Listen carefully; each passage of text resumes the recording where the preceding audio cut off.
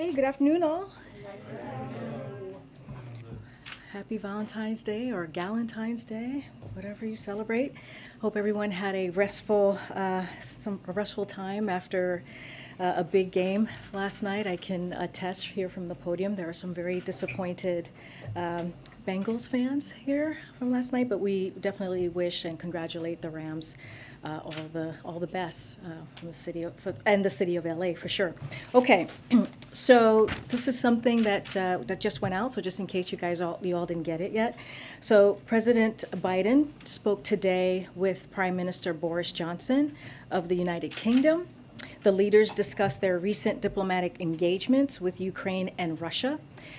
They also reviewed ongoing diplomatic and deterrence efforts in response to Russia's continued military buildup on Ukraine's borders and reaffirmed their support for Ukraine's sovereignty and territorial integrity.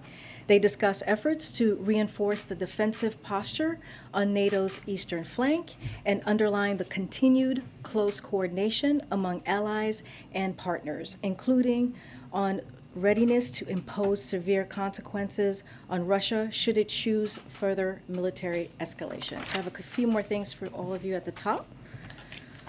Today marks 4 years since the Parkland shooting. As the president said this morning in a statement that I'm sure all of you have seen, we can never bring back those we've lost, but we can come together to fulfill the first responsibility of our government and our democracy, to keep each other safe.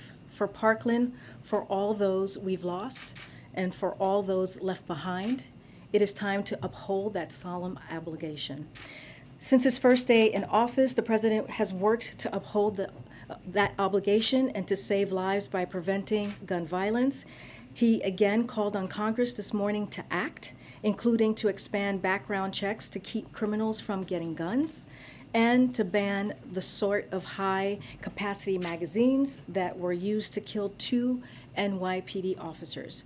And the president called again on Congress to fulfill his budget request for another $500 million to fight gun violence. But if Congress won't act, the president's not going to just wait and sit back. He's already done more than any other president in their first year in history to advance common sense gun violence prevention measures, and he built on that just earlier this month with new measures he announced in New York City.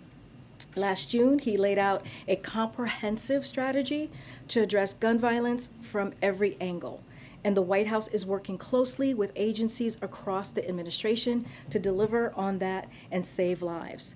The plan is comprehensive, addressing both the supply and demand side contributors to gun violence, pursuing prevention, intervention, and accountability using every tool in the toolkit: regulation, enforcement, budget, the bully pulpit, and legislation, and pulling together the federal agencies for a whole of government effort to reduce gun violence. Specifically, we're addressing the root causes of gun violence by expanding educational and economic opportunities. We're going after especially dangerous firearms with new proposed regulations on ghost guns and stabilizing braces that turn pistols into rifles. We're stepping up federal law enforcement efforts against illegal gun trafficking, including through strike forces in major cities, and establishing a zero-tolerance policy for gun dealers who willfully sell guns illegally. And we're providing cities and states with unprecedented amounts of money, including through the Rescue Plan, to invest in community policing and effective community violence intervention programs and AFT. During an event at the White House today, Vice President Kamala Harris announced alongside FCC Chairwoman Rosen Worcel and Senior Advisor Mitch Landrieu that more than 10 million households are enrolled in the Affordable Connectivity Program, the nation's largest ever broadband affordability program created through the bipartisan infrastructure law. The Affordability Connectivity Program enables low-income households to apply for discounts towards monthly internet service and a one-time discount on tech equipment such as laptops or computers. This is one of the many ways that the Biden-Harris administration is ensuring every American has access to reliable, affordable, high-speed internet. The bipartisan infrastructure law delivers a historic $65 billion to ensure that every American has access to reliable, high-speed internet through an historic investment in broadband infrastructure development. That internet service is affordable by lowering costs, increasing competition, and creating price transparency. With that, please go ahead, Darlene. Thank you. A couple of questions on Ukraine and then one on another topic.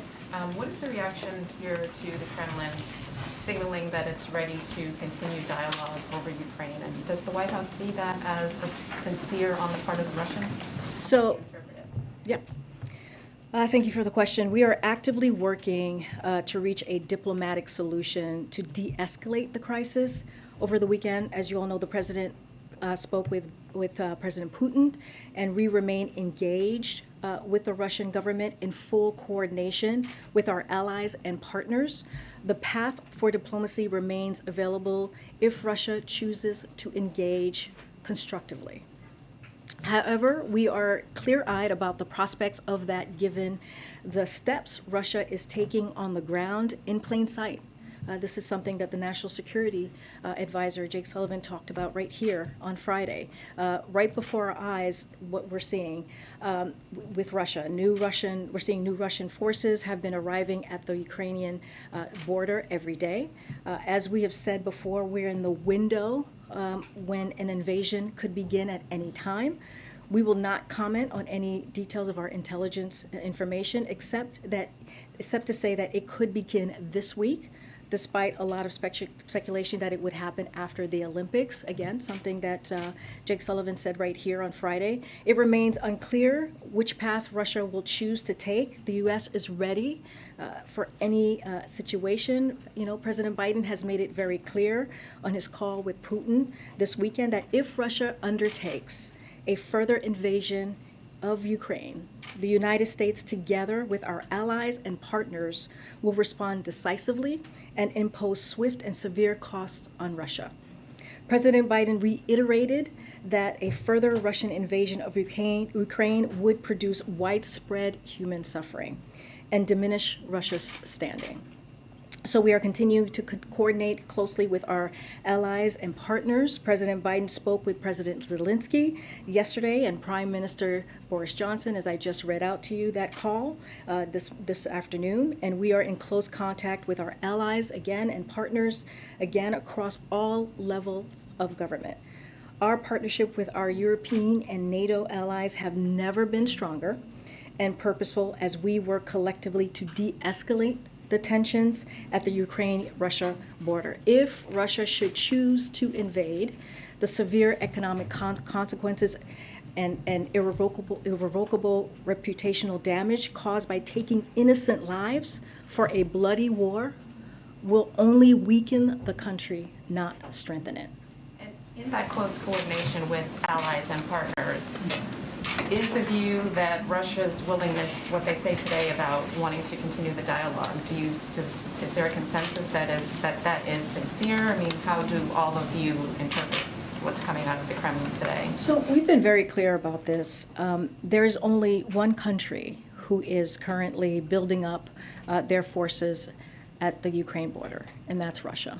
And as we have stated, as Jake Sullivan has stated, that we, in the past 10 days or so, we only continue to see a buildup, not a de-escalation. So we are open to diplomacy. That door to diplomacy is open, as we have said, and so that is that's what we want to be headed towards. And you know, if we will be ready for whichever decision that President Putin decides, but clearly we would prefer the path of diplomacy. I also want to just say one more thing really quickly. This is something that my colleague John Kirby said at the Department of Defense just now, that Secretary Austin is going to travel to Belgium, Poland, and Lithuania, so that you all have this. The Secretary is going to meet with allied defense ministers and NATO leadership to discuss Russia's military buildup. in and around Ukraine, reiterate the U.S. commitment to Article 5, and continue the alliance's progress on deterrence and defense while ensuring the alliance is prepared to face tomorrow's challenges. One last question. In 2 weeks, the president is going to go up to the Capitol to deliver his first State of the Union message. Can you give us a status report on preparations for that?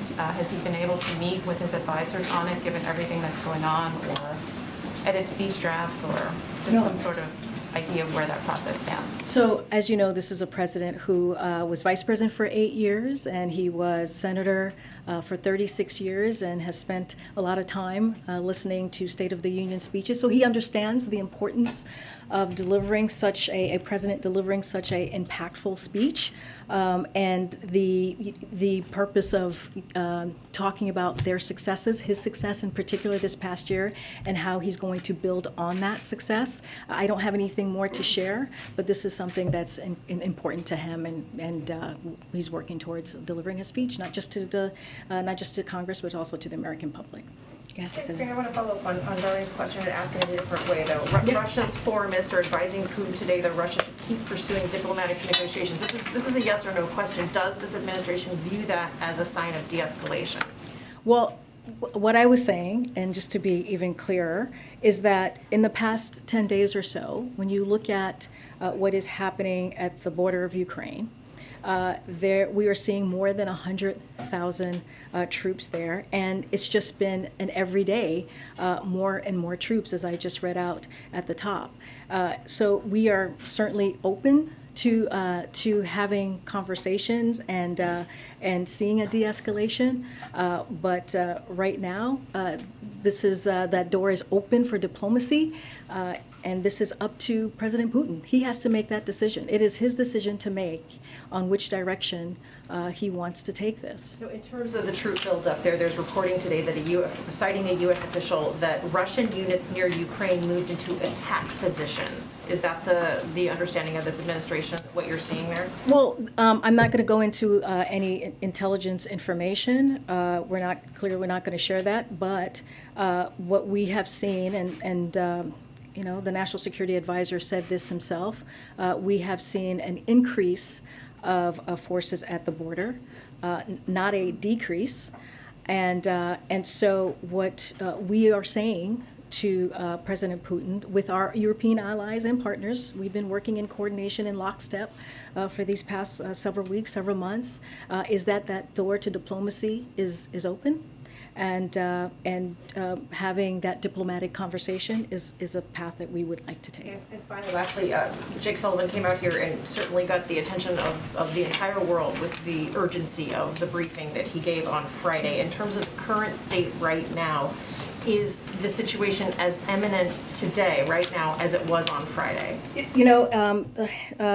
Jake Sullivan was also on the Sunday shows yesterday, and again, we are in the window when an invasion could begin at any time. I'm not going to comment on the intelligence information, except to say that it could begin this week, despite a lot of speculation that it would only happen after the Olympics. Thanks, Karine. Just to follow up on that, I understand you're saying that you've only seen a troop buildup, but Russia has claimed today that it is winding down a number of military drills and exercises that have caused concern.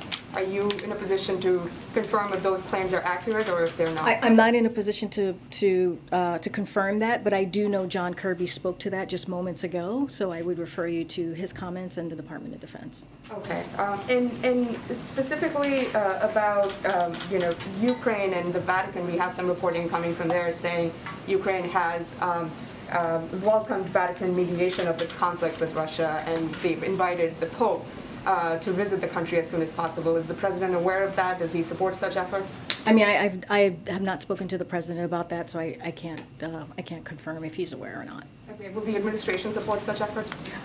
This is the first time I'm hearing about it, so I just need to talk to our team. Okay. And one more on the $1 billion loan guarantee that the U.S. has agreed to make available to support the Ukrainian economy.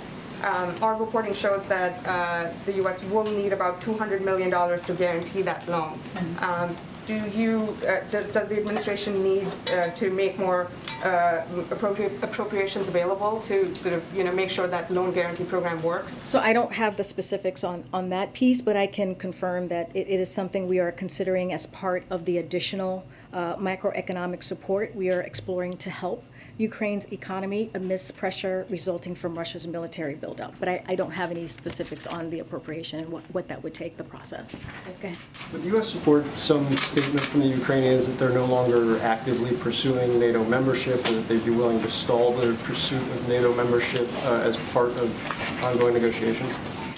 As you know, NATO membership, NATO has an open door policy. That is not something, that is something that Ukraine will have to decide on its own. That is not something that we are in consultation with or or even decide on. That is something that NATO and has to decide on. And Ukraine, that's up to them and their leadership on how they want to move forward. Jake yesterday said that the two leaders, Presidents Putin and Biden, tasked their teams with continuing to talk or discuss kind of the state of play. Do you have any idea kind of the construct of those discussions or what they entail, and if any have occurred since the discussion on Saturday? I do believe Jake Sullivan had a conversation this morning with one of our European partners and allies. Between the Russians Oh. and U.S. and Russia. Oh, I see. Oh, I don't have anything to read out or predict. And do you mean on the staff level, or do you mean Yeah, just under the principal level. Yeah, under the principal. I don't have anything to read out. As you know, our staff here has been in constant contact with Russia, Ukraine, and our NATO allies as well. And then one last one. There's concern in terms of, obviously, in the European economic side of things, if Russia continues to escalate, if there's an invasion. On the domestic side of things, is the White House economic team looking at anything that the president may need to pursue if an invasion comes to pass about what it could do? Obviously, oil markets being one, but I think just general instability in markets.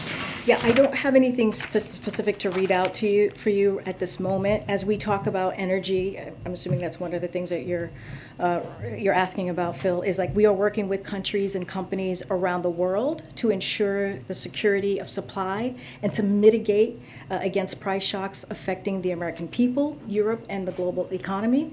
We are continuing our discussions with major producers around the globe so supply meets demand. All tools are on the table. A disruption in physical energy supplies transiting Ukraine would most acutely affect natural gas markets in Europe.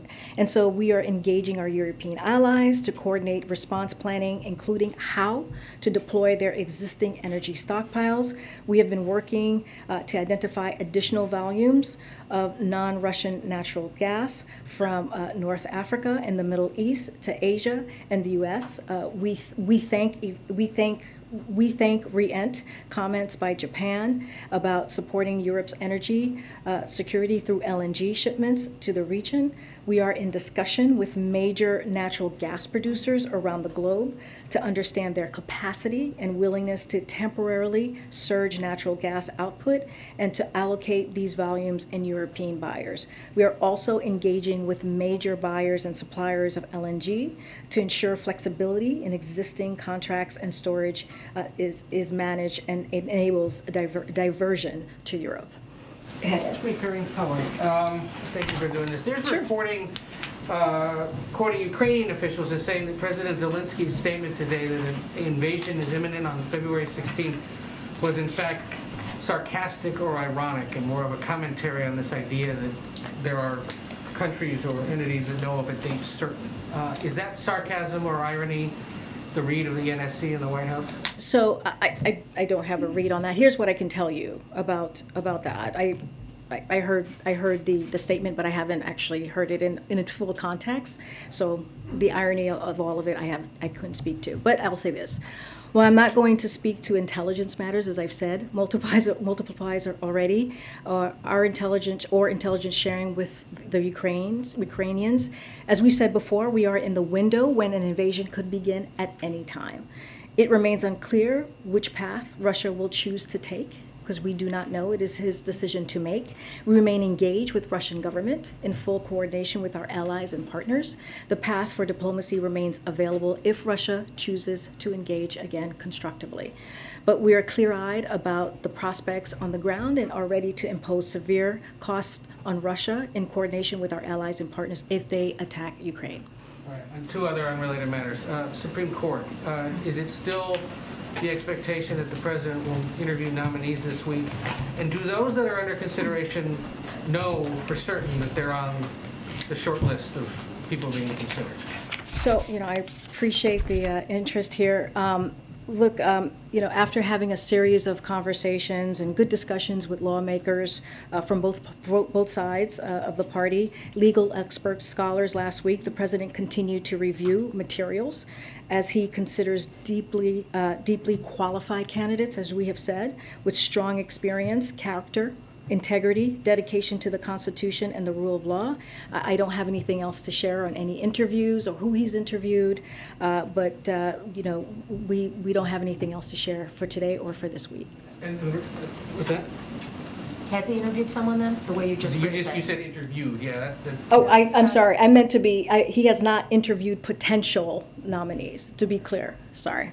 But to just answer your last question is that we are on track. He is on track to select a SCOTUS nominee by the end of this month. Okay. And then just real quick, Robert, Califf is still awaiting confirmation in the Senate to be FDA commissioner. It looks like that may happen tomorrow.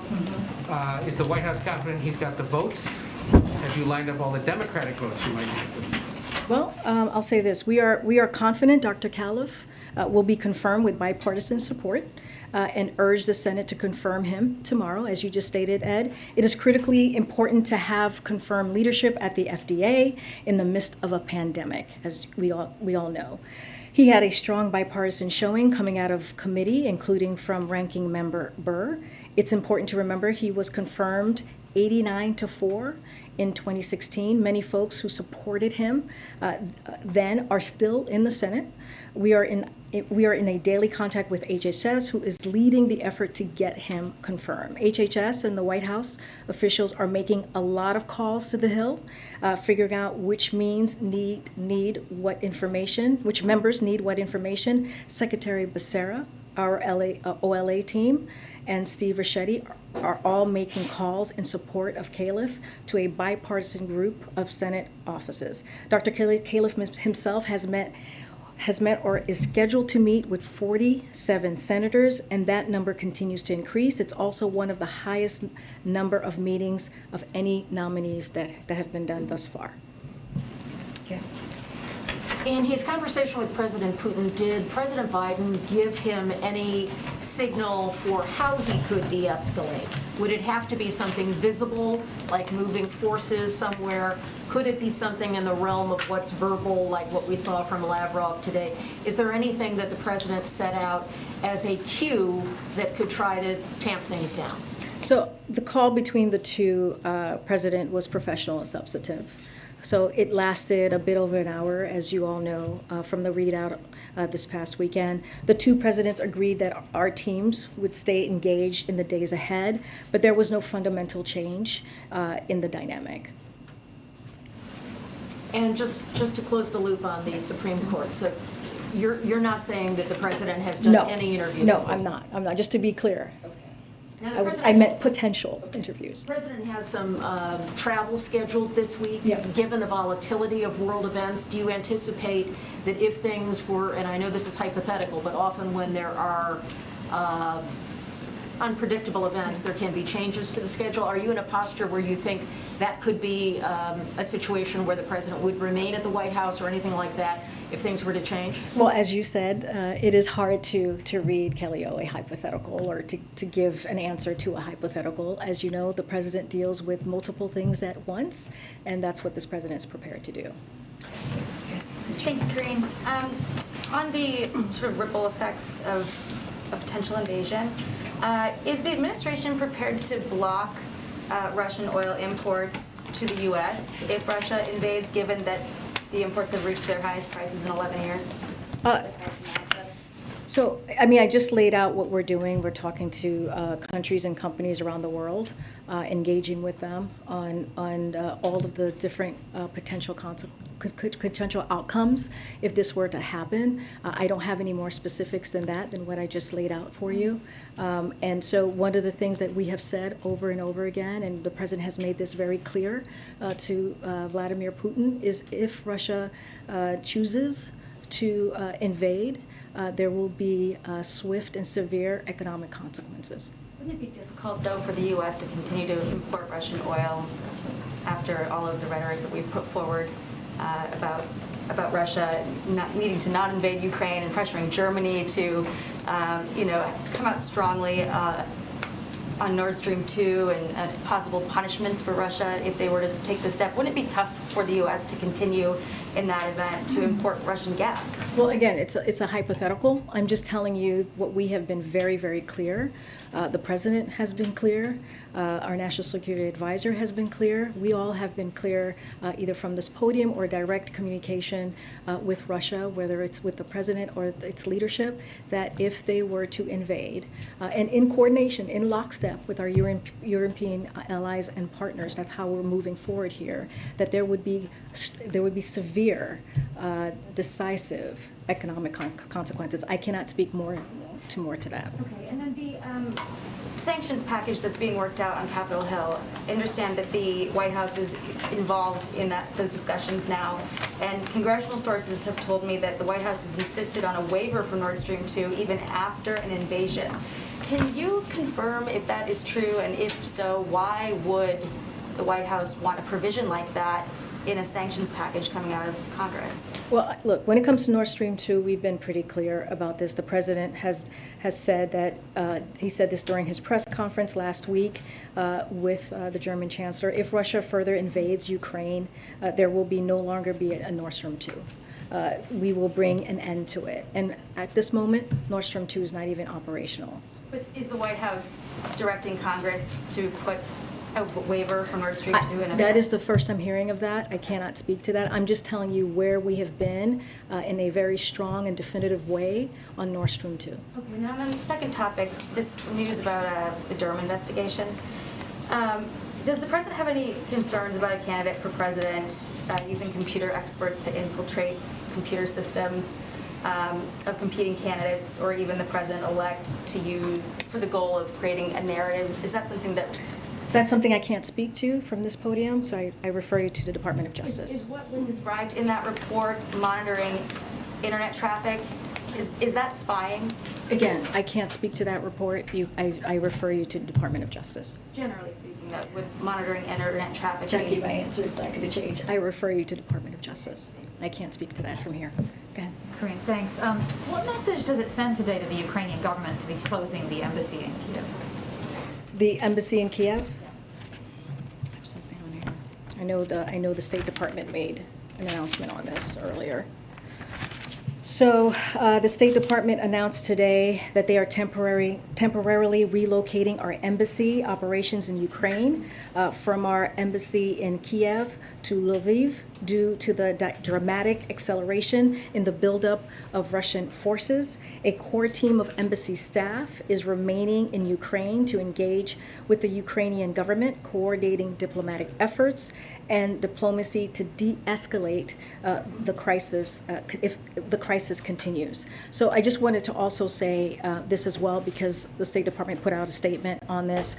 So the State Department has no higher priority than the safety and security of Americans around the world, and that of course includes our colleagues serving at post overseas. So these prudent precautions in no way undermine our support for our commitment to Ukraine. Our commitment to Ukraine's sovereignty and territorial integrity is unwavering. We also continue our sincere efforts to reach a diplomatic solution, and we remain engaged with Russian government following President Biden's call with President Putin and the Secretary's discussion with Foreign Minister Lavrov. The path for diplomacy remains available if Russia chooses to engage in good faith. We look forward to returning our staff to the embassy as soon as conditions permit.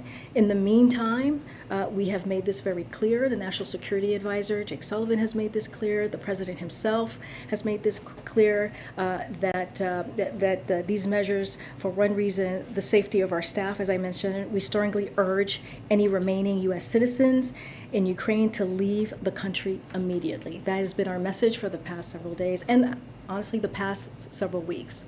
Does the White House have any comment on this Russian figure skater who's allowed to continue to compete, as a doping investigation continues? Is this the right call? That's not a comment that I'm not going to comment from here about that. I refer you to the committee, the Olympic Committee. And really quickly, DC's mayor today announced the vaccination requirement for some businesses will be dropped tomorrow, and a mask mandate will be dropped by the end of the month.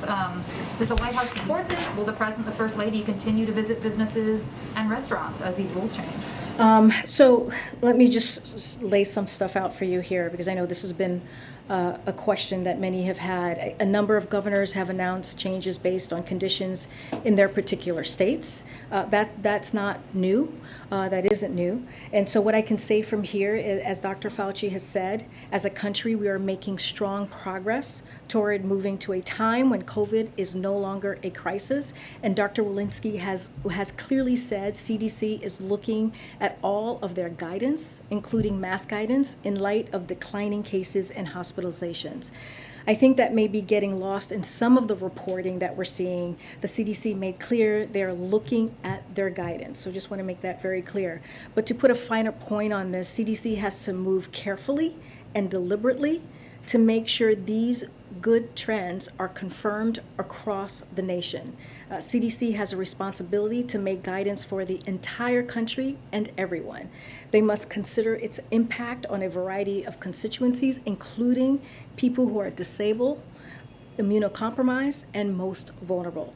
We are spending significant time and energy on the path forward, working with experts and leaders within and outside the government. And if this progress continues, we expect updates in the weeks ahead. This is a huge, huge responsibility that we do not take lightly, one that we take very seriously, and we want to make sure that we get this right. Thanks, Karine. During their conversation on Sunday, the president of Ukraine reportedly invited President Biden to visit Ukraine in the coming days, and the Ukrainian president's office said that a visit by the U.S. president would be a powerful signal and could contribute to the de-escalation of this crisis. What is the White House's response to that invitation? I don't have any travel plans to announce or preview at this time. I'll say this, as you all know, President Biden spoke with Zelensky, as you just mentioned, this weekend. Secretary Blinken spoke with the foreign minister this morning, and we are in regular contact with the Ukrainian government throughout the administration, including here at the White House, at the State Department, at the Defense Department. I just laid out travel that the Secretary from Defense is going to be making at the Treasury Department and elsewhere. So the President has also dispatched a number of senior administration officials to visit Ukraine in recent months, including Secretary Blinken, who was just there recently, and for last month for meetings with Ukraine's leader. Our North Star has been nothing about Ukraine without Ukraine. You've heard us say this over and over again, and we will continue to coordinate closely with Ukraine as we try to reach a diplomatic solution to the end of this crisis. Go ahead, Michael. Could I bring you back to the gun issue that you talked about at the beginning? A bunch of years ago, a large number of people in the Obama administration, including the current president, fought fiercely for closing the gun show loophole and described it as the least that could be done, and were very angry and upset when it didn't pass, pushing also at various times for even more, ban on assault weapons and the like. You didn't mention any of that. The president's message today that he put out earlier didn't mention any of that. Is it fair to assume that either this president no longer thinks those things are needed, or has simply abandoned any hope of getting them passed? I wouldn't assume that. One of the things that I did say is we are encouraging Congress to act as well. There's a legislative component to this, as you just laid out. So that is important as well. But I do want to read a couple of quotes from about the president's executing on his historic comprehensive gun violence reduction strategy. So there is support there for it. I know you're talking about a specific thing, but I want to not just take our word for this. So Brady has called the president's plan historic and said President Biden and his administration are truly taking comprehensive action to address violence in our country. Giffords commented the Biden-Harris administration commended, the Biden administration for announcing a comprehensive strategy to prevent gun violence and protect public safety. Gun violence is a complex problem, as you can imagine, and as she stated, that requires an array of solutions. President Biden and Vice President Harris understands that. This is a quote from Giffords.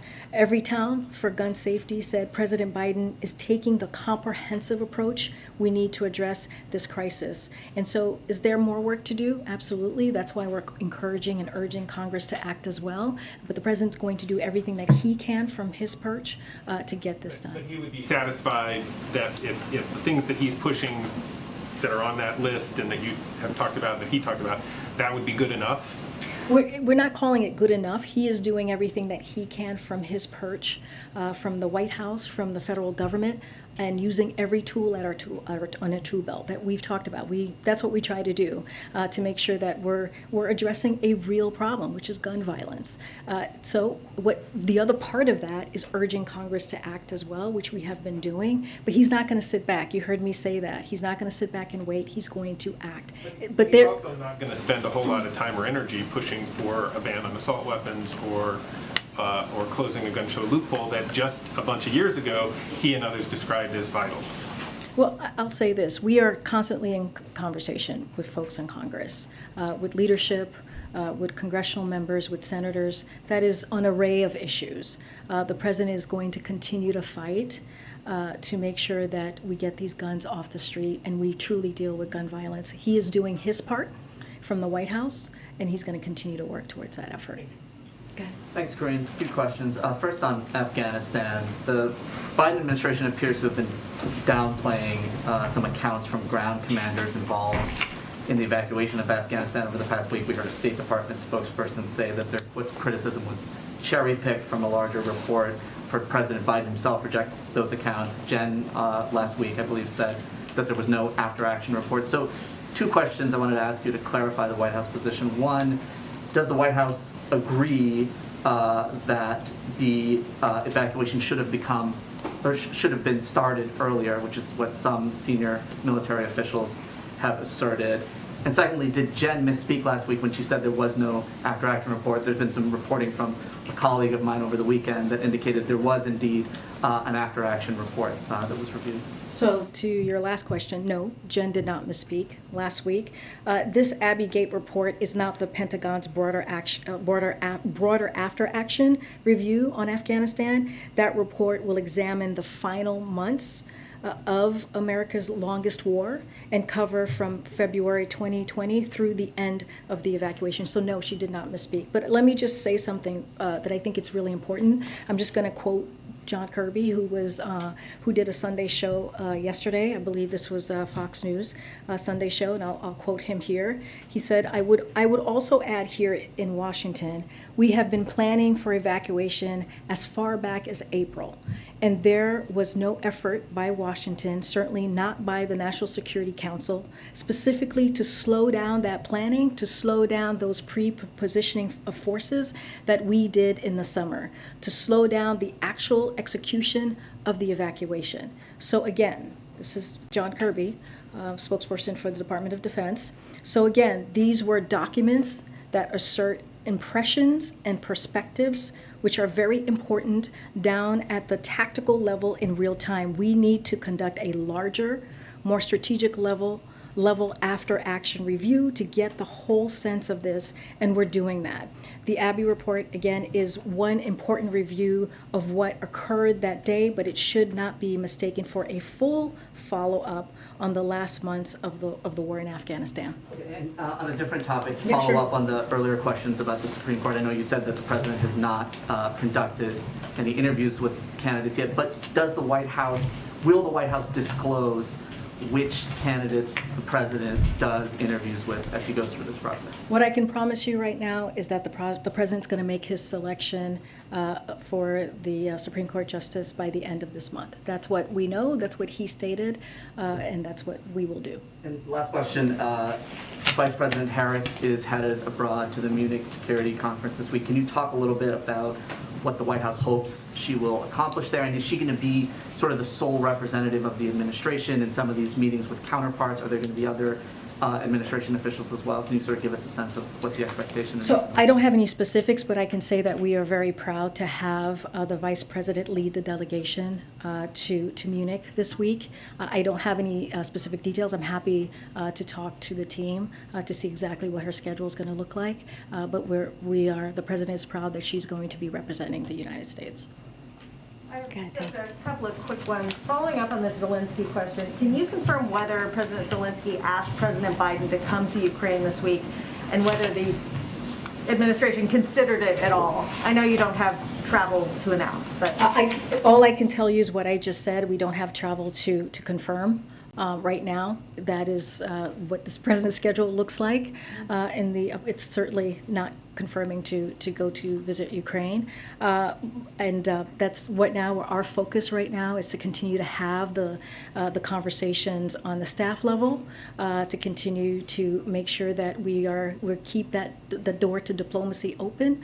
There's too much at stake. There are human lives at stake, which is what the president told President Putin, and that is our focus. How do we stop a war? That's our focus. And Pfizer withdrew late last week its application for the vaccine for young kids. Is that a disappointment to the White House?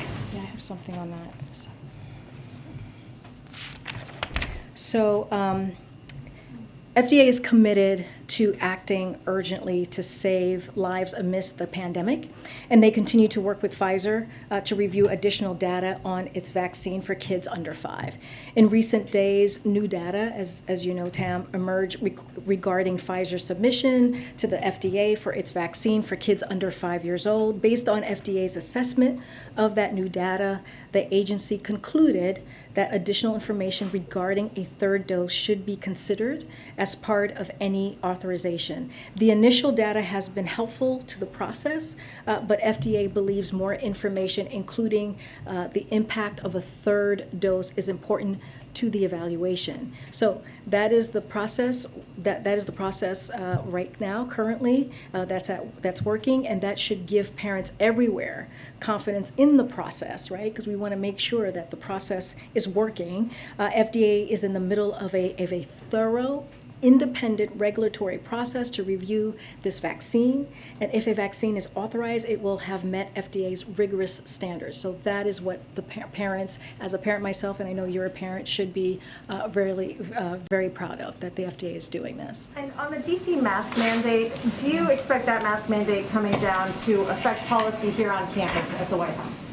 So as always, and we say this, local communities will make their own decisions as they have throughout the pandemic, but what we're going to do is we're going to abide by the CDC guidance. So that is, local communities make that decision, and that is what they choose to do. So White House is not following the local guidelines we're following- for No. this place that is in the city. To be clear, we are going to follow the CDC guidance. That's what we're going to do. Go ahead, Jim. Back to the VP's trip to Germany. Yeah. Is there discussion in the White House about whether she should go no matter what is happening in Ukraine, or has there been discussions about what might trigger her to cancel?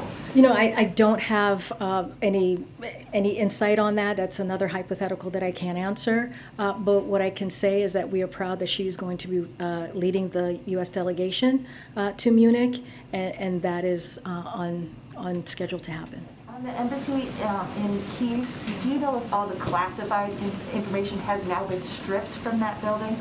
I do not have that information for you. Yeah. Thank you. I want to ask you a few questions on Quad and Russia. Do you think Quad countries are unanimous on the issue of Russia?